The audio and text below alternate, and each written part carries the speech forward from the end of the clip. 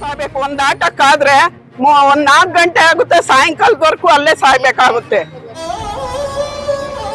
ನಾವು ಕಿಲ್ಲಹಳ್ಳಿಗೆ ನಡ್ಕೊ ಬರ್ಬೇಕು, ಮತ್ತೆ ರಾಡ್ಲಹಳ್ಳಿಗೆ ನಡ್ಕೊ ಬರ್ಬೇಕು. ಈ ಕಡೆ ಮಡಕ್ಷರದಿಂದ ಬರ್ಬೇಕಾದ್ರೂ ಸಮಸ್ಯೆ, ಈ ಕಡೆ ಪಾವಡಿಂದ ಬರ್ಬೇಕಾದ್ರೂ ಸಮಸ್ಯೆ ನಮ್ಗೆ.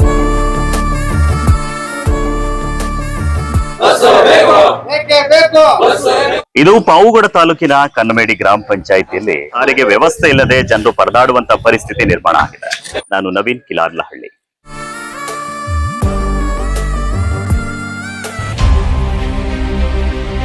ನಮ್ ಸೊಸೆ ಮೊಮ್ಮಕ್ಕಳು ಒಂದ್ ದಿವ್ಸನೂ ಈ ಊರಿಗೆ ಬರ್ತಾ ಇಲ್ಲ.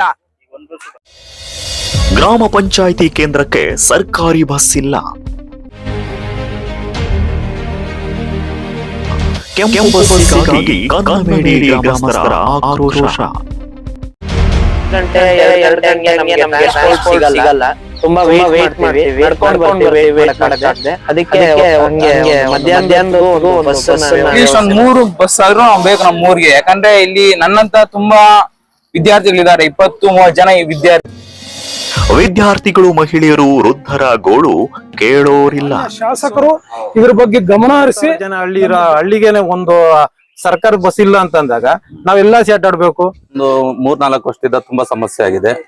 ಅದಕ್ಕಾಗಿ ಶಾಸಕರು ತುಂಬಾ ತುರ್ತಾಗಿ ಬಸ್ಸಿನ ವ್ಯವಸ್ಥೆ ಮಾಡ್ಕೊಡ್ಬೇಕಾಗಿ ವಿನಂತಿ.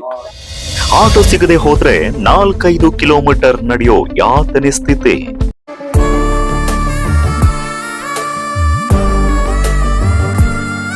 7 ಗಂಟೆಗೆ ಹೋಗ್ತಾರೆ, ತಿಂದಿರ್ತಾರೋ ತಿಂದಿರಲ್ವೋ. ಕಿಲಾರಹಳ್ಳಿ ಬಂದು ಹೆಣ್ಮಕ್ಳು, ವಯಸ್ಸಾದ ಮಕ್ಕಳು ನಡ್ಕೊಂಬರ್ಬೇಕು ಅಂದ್ರೆ ಏನ್ ಕಷ್ಟ ಐತೆ.